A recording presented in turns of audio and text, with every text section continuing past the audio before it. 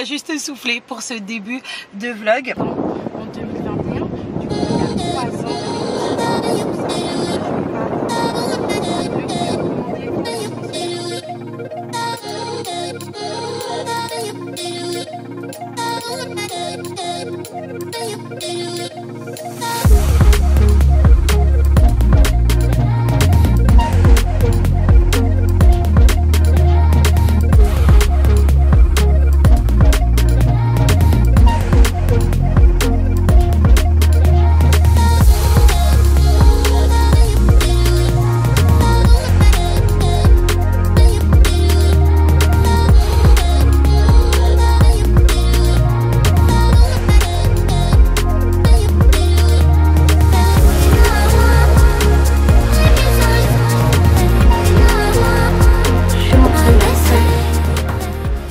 Du bien de se prendre un moment pour soi, par soi.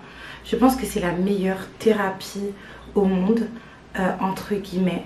C'est vrai que c'est bien de se faire masser, etc., etc. Mais je pense qu'il n'y a rien de mieux en fait que de prendre un petit moment et de se détendre, de se reposer, de se maquiller, de se faire une skincare. Regardez les filles, il n'y a pratiquement pas de différence sur mon visage. Là où j'ai du fond de teint, ce qui est ici, jusque là, et là-haut. Tout simplement parce que je prends soin de ma peau à fond en ce moment. Un moment pour soi, par soi et toute seule. Moi, vous savez, je suis ma meilleure amie. C'est vrai que j'ai plusieurs types de meilleures amies dans ma vie. Il y a ma soeur, il y a ma mère, il y a mon chéri, il y a mon papa, dans une certaine mesure, parce que mon papa, j'ai plus une relation de meilleure amie, mais vraiment grand frère. Je sais pas comment vous expliquer. Il y a vraiment cette hiérarchie. Vous savez, quand vous grandissez, vous vous adaptez une autre relation avec vos parents. Avec mon père, c'est comme ça. Alors que ma mère, je suis un peu plus proche. Après, c'est ma maman, je pense que c'est normal. Mais aussi, ma meilleure amie, c'est moi-même. C'est pour ça qu'à cet effet, ça paraît assez narcissique. Mais j'adore parler toute seule. Et par exemple, moi, j'adore écouter mes vidéos YouTube. Mais vraiment. Et quand je vous dis que je suis ma meilleure, pas ma meilleure, mais ma youtubeuse favorite, c'est vraiment la vérité en fait. Je blague vraiment pas quand je vous dis ça. J'adore m'écouter parler et surtout ce que j'aime bien faire, c'est que j'adore écouter mes anciennes vidéos. Après, elles sont pas toutes disponibles parce que vous savez que entre temps j'ai mûri, il y a des petites choses qui se sont passées dans ma vie et donc je débat avec l'ancienne moi. C'est des choses que j'aime bien faire, par exemple par rapport à des films, par rapport à des animés. Souvent, vous savez, moi je suis fan par exemple de l'animé Nana.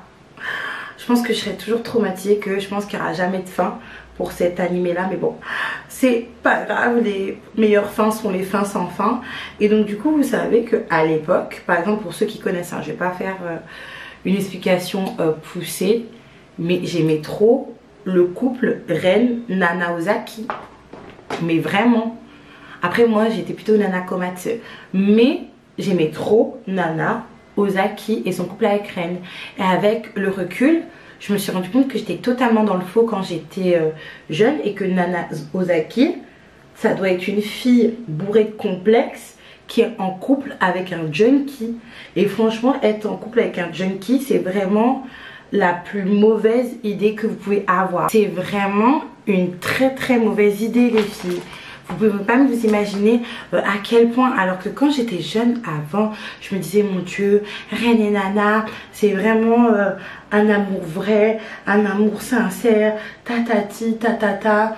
Ça serait super cool de vivre un amour passionnel comme ça. Alors que maintenant, franchement, les amours calmes, c'est bien aussi.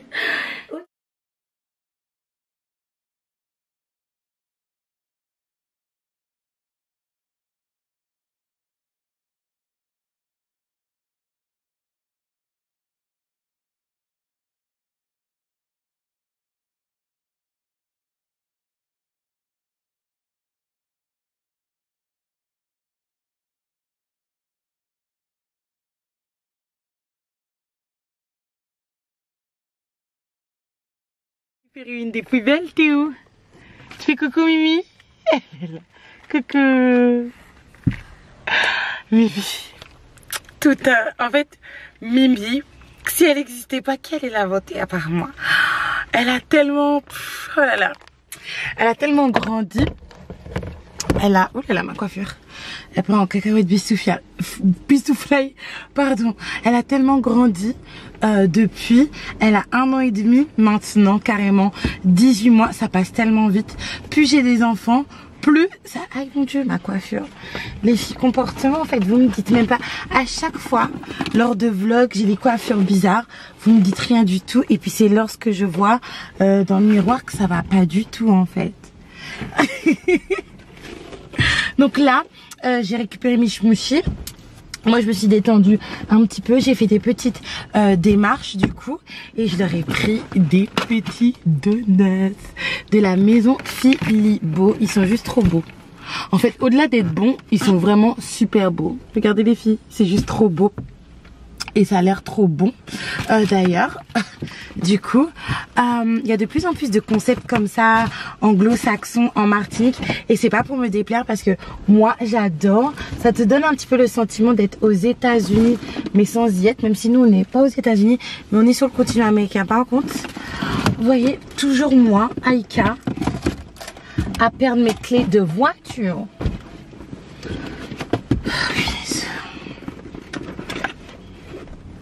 Mimichou, maman, elle a perdu les clés. Elle a perdu les clés. C'est la deuxième fois que je perds ça. Ah là là. Ah, les clés. Mimi, est-ce que t'as pas les clés sur toi? T'as pas? Et je retrouve les clés où? À sa place, dans mon sac. Michou. Allez, on va chercher l'écran loulou, qui est un petit peu malade. Un tout petit peu. T'es parti faire quoi aujourd'hui, Loulou? Je suis allée à la miellerie. T'es allée à la miellerie, c'était bien? Tu sais c'est quoi la miellerie? Eh ben dis-nous, c'est quoi la miellerie? Non, dis-moi d'abord. C'est là où on récolte tout le miel que les abeilles font. Et moi je savais déjà. On va chercher le chat, assis-toi. Donc moi je suis partie jouer au foot. Ça va? Oui. Comme ça tu deviens un vrai petit garçon, un vrai petit homme. Hein. Avec ta tête là. Maman elle a un petit truc pour vous, alors attendez. Tenez. C'est manger. Où t'as pris ça? À la galerie. Donne au sucre pour.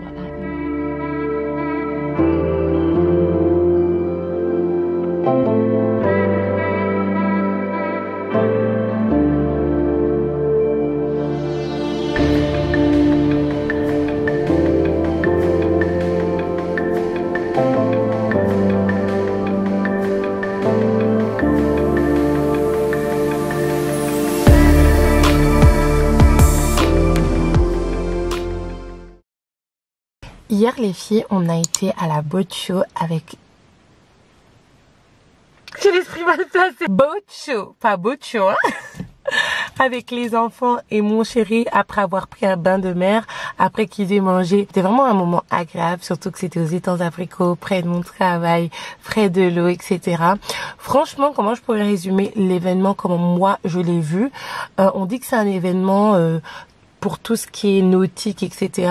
Cependant, je trouve en fait que c'est plus un événement pour donner envie ou pour concrétiser un projet d'achat bateau. Du coup, pourquoi pas? Mon chéri va peut-être acheter un bateau, qui sait, n'est-ce pas? En plus, je lui disais, en fait, investir dans un bateau, surtout quand on est dans le milieu de plaisance, etc., qu'on est capitaine, c'est beaucoup mieux que d'acheter une maison. Pourquoi? Parce que en fait, une maison, vous l'utilisez à des fins personnelles la plupart du temps, alors qu'un bateau, vous l'utilisez à des fins commerciales. Donc vous faites de l'argent, les filles. J'ai commencé déjà à faire ce calcul. Bref, franchement, c'était vraiment agréable. Il y avait des bateaux qui étaient magnifiques, mais juste magnifiques. Vous savez que de temps en temps, j'ai l'habitude d'aller en bateau, du coup, avec mon chéri. Faire un petit peu les circuits qu'il fait avec ses clients. Mais là, les bateaux qu'on a vus, c'était juste waouh! C'est des bateaux de luxe. J'avais l'impression d'être à Miami, en fait, carrément. Donc, ça m'a fait vraiment du bien au moral. Et parlons de morale, les filles. Est-ce qu'on peut parler de santé mentale? Parce que je vais pas vous mentir que ces derniers temps, ma santé mentale, elle était pas au top. Et j'ai pu voir ces derniers jours que là, je commençais à avoir les retombées de la pression au niveau de ma santé mentale. Je vous explique moi comment en fait mon cerveau il fonctionne. Excusez-moi, mon Dieu, ma voix déraille. Vous savez, la pluie tombe, hein, si vous entendez des petits bruits. Moi, vous savez, je peux avoir des périodes de stress, des périodes très compliquées, des périodes très difficiles. Par exemple, lorsque j'ai perdu mon fils Joachim. Et c'est vrai que sur le moment, je ne vais pas vraiment... Enfin, je vais savoir que c'est difficile, je vais savoir que c'est dur, je vais savoir que c'est stressant parce que voilà, ça se voit. Toutefois, les symptômes au niveau de ma santé mentale vont se faire ressentir par la suite, en fait, quand la pression commence à tomber. Et là, c'est ce qui est en train de se passer. J'ai pu observer, en fait, quelques petits symptômes par rapport à mon trouble panique. Du coup, pour ceux qui ne le savent pas, je suis malade depuis 10 ans maintenant. Je suis atteinte du trouble panique. En gros... à chaque fois, vous avez l'impression que vous allez mourir. À chaque fois, vous avez l'impression que, en fait, vous allez faire une crise cardiaque, votre cœur va s'arrêter, que vous allez avoir un malaise au niveau de la tête, etc., etc. Et ça fait 10 ans que ça dure. C'est vrai que j'ai appris à gérer parce qu'avant, c'était vraiment compliqué. Je faisais de l'agoraphobie. C'était vraiment compliqué pour avoir une vie normale. Maintenant, c'est beaucoup plus facile. Même si ça peut être compliqué par moment, mais là je commence vraiment à sentir les retombées du stress, les retombées en fait de tout ce qui s'est passé ces dernières semaines, sans mettre en avant entre guillemets l'interruption que j'ai subi, l'interruption de grossesse, mais juste le stress de manière générale, ce dont je vous avais parlé quand je suis revenue sur YouTube, parce que peut-être que j'ai pas pu vous transmettre tout ça, et loin de moi l'envie en fait de vous transmettre un stress, mais que vous puissiez comprendre tout du moins. Mais j'étais tellement contente de vous retrouver en fait, et même si je pense que ça se voit jusqu'à aujourd'hui. C'est vrai que depuis que j'ai repris YouTube, j'arrête pas d'avoir les pommettes jusqu'au ciel, étant donné que ça m'apporte vraiment beaucoup de joie, beaucoup de bonheur, que ça soit tourné, que ça soit monté. Mais c'est vrai que vraiment début de l'année, ça a été vraiment très compliqué, très compliqué. Comme je vous dis, YouTube ça s'arrête parce que j'ai plus de caméra, un revenu qui s'arrête, même deux. Étant donné que, en fait, j'avais des vues de YouTube, mais également les partenariats, voire pas 3, mais 2,5, parce qu'une partie de mes ventes venait de YouTube également. De me retrouver dans une situation où j'avais l'impression de devoir compter que sur mon travail en tant que salarié, même si j'ai pu rebondir avec Ajafit grâce à Instagram et TikTok.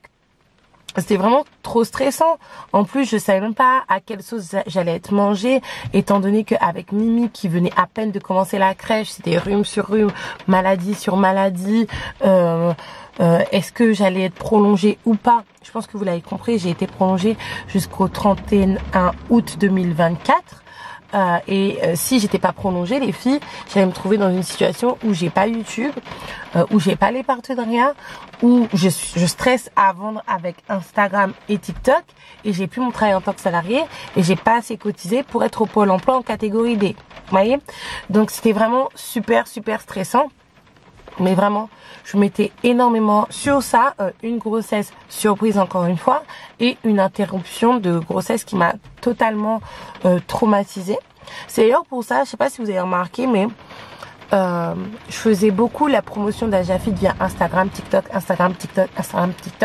même mais après mon interruption de grossesse, je voulais annoncer, enfin, je suis pas rentrée dans les détails sur Instagram, ni sur TikTok, mais j'ai dit que voilà, il y a une grossesse qui s'est passée, je suis plus enceinte, mais maintenant on reprend la vie, et puis on reprend surtout le régime, et il n'y a pas vraiment de cassure en fait, parce que j'avais déjà du contenu de prévu, et donc j'ai pu vite rebondir, mais j'ai arrêté ça, j'ai même pas prévu un réassort. Pourquoi? Parce que vous savez, quand il vous arrive des choses, il faut vraiment prendre le temps de souffrir, et justement de se soigner, entre guillemets, de heal, comme on dit en anglais, et vraiment de prendre le temps pour se reconstruire, parce que c'est pas forcément évident de prendre le temps de trouver ses marques, et de prendre le temps de trouver des solutions, parce que moi du coup je dois trouver des solutions par rapport à mon logement. Je pouvais pas être partout en même temps, et j'avais pas envie que Ajafit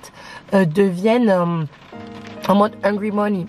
faire toujours de l'argent, des rassorts, parce que je sais que je dois déménager, parce que je veux beaucoup d'argent, parce que je veux pouvoir payer, parce que je veux pouvoir meubler tout de suite. C'est pour ça qu'en fait les filles, j'ai arrêté. Donc ne vous inquiétez pas, Ajafit et les piercings, c'est pas terminé.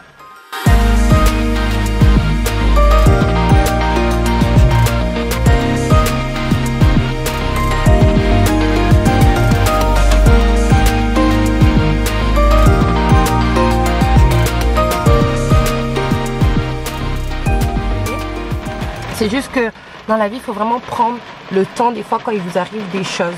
Parce que vous savez, je vais vous donner à titre d'exemple, moi, quand j'ai perdu mon fils, mon cerveau, il s'est gelé. À un point où quand je l'ai enterré, j'ai rien ressenti. J'étais vraiment en mode, oh, c'est ça d'enterrer un enfant, mais c'est si facile. Je prenais les choses soi-disant avec beaucoup de philosophie.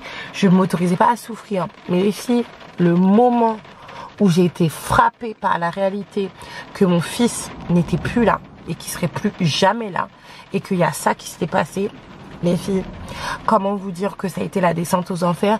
Et c'est là vraiment que mon syndrome panique, il s'est déclaré avec des crises d'angoisse, avec des crises de dépersonnalisation, avec de la tachycardie, avec des malaises. Parce que quand vous faites de la tachycardie, en fait, votre cœur il bat vite et du coup le sang il circule vite au niveau du cerveau et en fait ça circule pas, même si ça circule vite, ça circule pas correctement en fait. Et ça fait que vous pouvez avoir des vertiges, troubles de la vision, etc. Et franchement, ça a été très compliqué pendant très longtemps. Je peux vous dire que mon trouble panique, ça m'a affecté jusqu'à ce que Joshua, il ait 9 mois. Vous voyez? Donc maintenant, concernant l'interruption, ça fait plusieurs mois maintenant, parce que j'ai eu à faire un IVG en mars. Mars ou avril? C'était mars.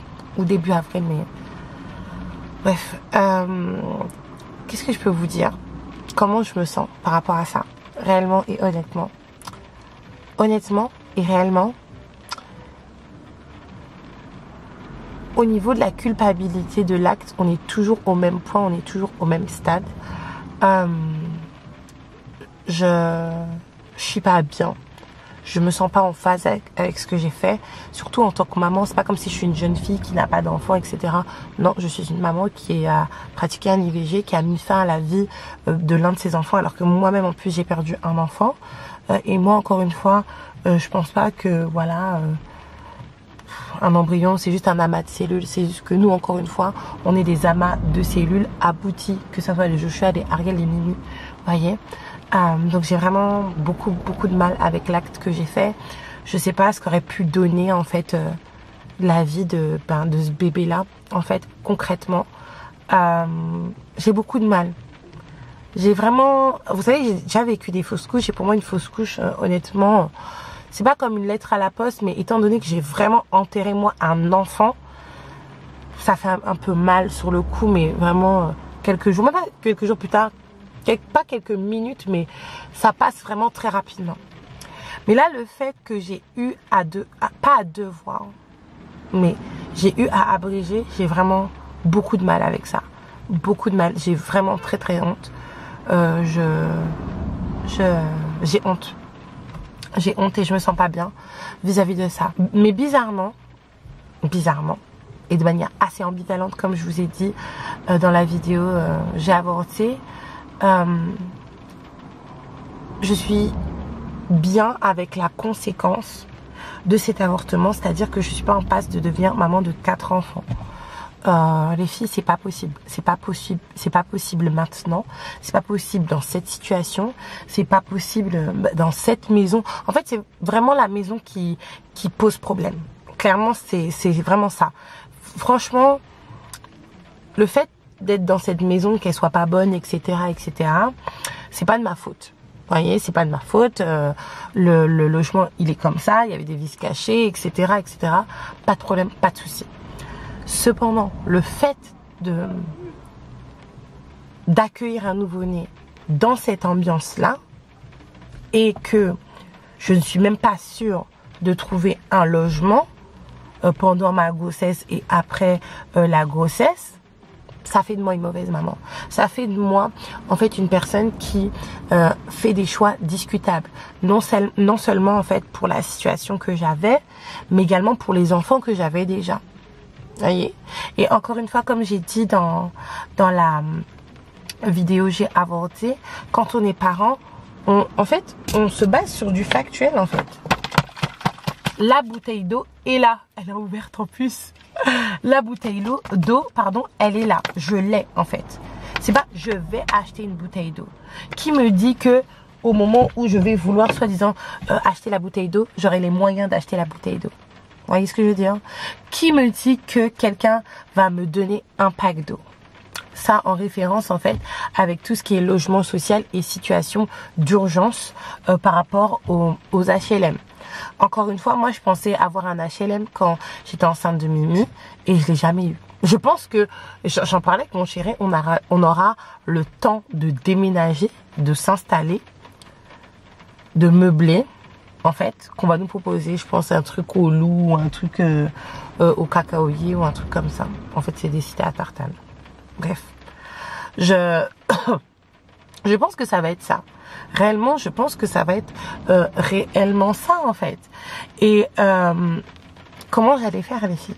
Vraiment, comment j'allais m'en sortir loin de ma famille, enceinte, 3 enfants, un travail en tant que salarié, à Jafid, où j'ai envie de donner une direction. Et en fait, je vous cache pas que pour donner la direction finale à Ajafid, en fait, il y a la fin de mon storytelling à moi par rapport à ma perte de poids. C'est-à-dire qu'il faut que j'atteigne le poids final que je dois et que je veux atteindre. Ok? Et puis après, je pourrais passer à une phase en mode, c'est vous, les autres.